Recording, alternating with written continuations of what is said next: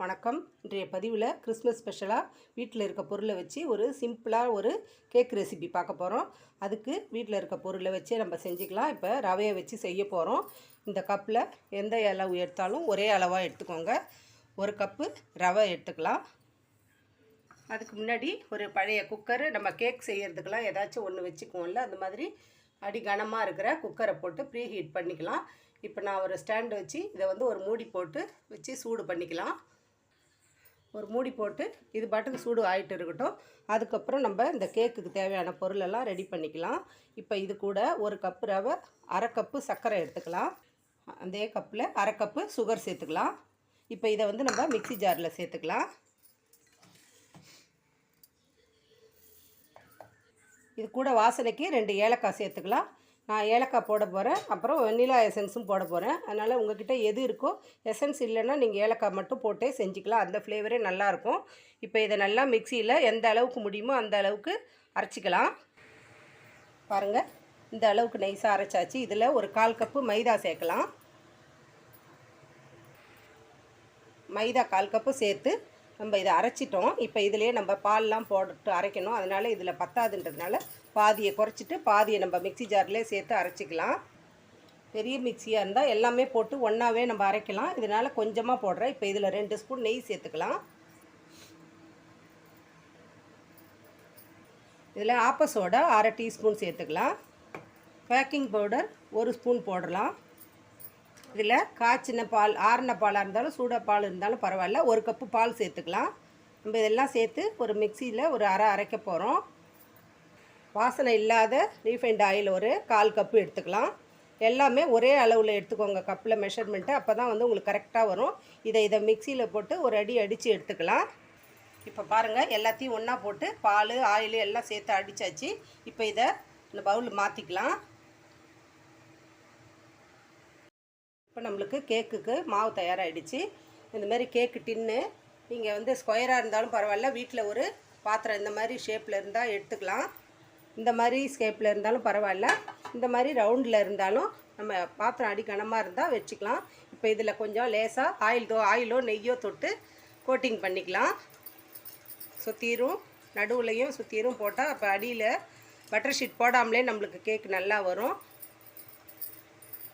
இப்போ மறுபடியும் நம்ம அதில் கொஞ்சம் மைதா மாவோ கோதுமை மாவோ அதில் தூவி விட்டு ஓரமெல்லாம் நல்லா ஸ்ப்ரெட் பண்ணி விட்டுக்கலாம். இப்படி ஓரமெல்லாம் ஸ்ப்ரெட் பண்ணி விட்டிங்கன்னா நல்லா நம்மளுக்கு கேக் வெந்து முடித்த உடனே அழகாக வரும். பாருங்கள், கேக் டின்னு இந்த மாதிரி நம்ம மைதா மாவு தூவி எல்லா இடத்துலையும் ஸ்ப்ரெட் பண்ணி வச்சுட்டோம். இந்த மாவில் கொஞ்சமாக வெனிலா எசன்ஸு வாசனைக்காக சேர்க்குறோம்.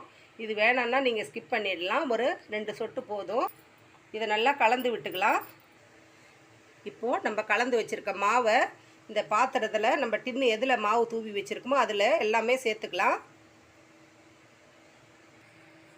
இப்போ கேக் செய்ய ஆரம்பிக்கிறதுக்கு முன்னாடியே நம்ம ஒரு அடிகனமாக குக்கர் போட்டு நம்ம சூடு பண்ணியிருக்கோம். இப்போ மாவு நல்லா டின்னில் ஊற்றியாச்சு. இப்போ நல்லா இந்த மாதிரி டேப் பண்ணி விட்டுக்கலாம். அப்போ தான் நம்மளுக்கு பபுள்ஸ் எதுவும் இல்லாமல் இருக்கும். இப்போது ப்ரீ ஹீட்டை வச்சுருக்க குக்கரில் இருக்க மூடியை எடுத்துகிட்டு இப்போ நம்ம கேக் டின் அது உள்ளே வச்சிடலாம். இப்போ அது மேலே மூடி போட்டுடலாம். இது ஒரு 10 நிமிஷமாக இருக்குது. இப்போ ஒரு 30 மினிட்ஸு நீங்கள் வீட்டில் இருந்தீங்கன்னா எடுத்து பாருங்கள். ஒரு 10 நிமிஷத்துக்கு ஒரு வாட்டி எடுத்து பார்த்துட்டு, நம்ம எடுத்துருக்க மாவு அளவை பொறுத்து தான் வேகும்.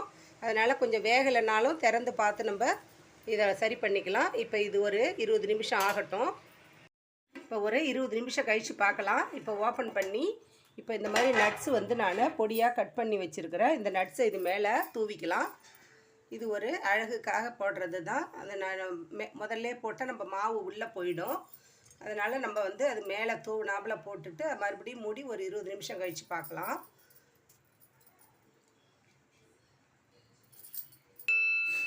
மறுபடியும் அதே மாதிரியே மூடி போட்டு வச்சிடலாம்.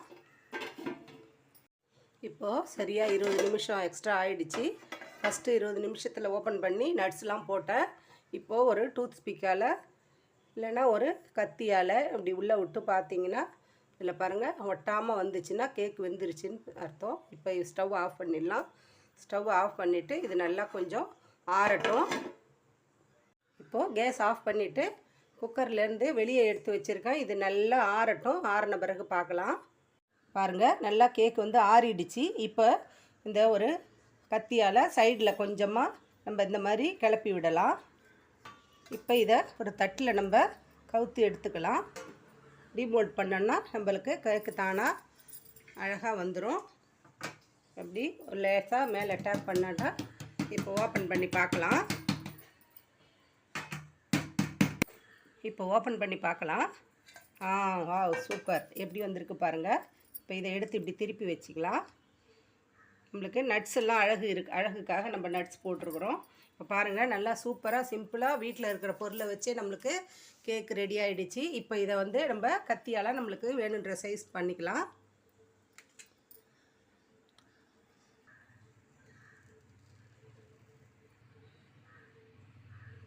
பாருங்கள், சூப்பராக நல்லா சிம்பிளாக ஈஸியாக நம்மளுக்கு நம்ம வீட்டிலே இருக்கிற பொருளை வச்சு நம்ம நல்லா சாஃப்டாக எப்படி மிருதுவாக இருக்குது பாருங்கள் கேக்கு.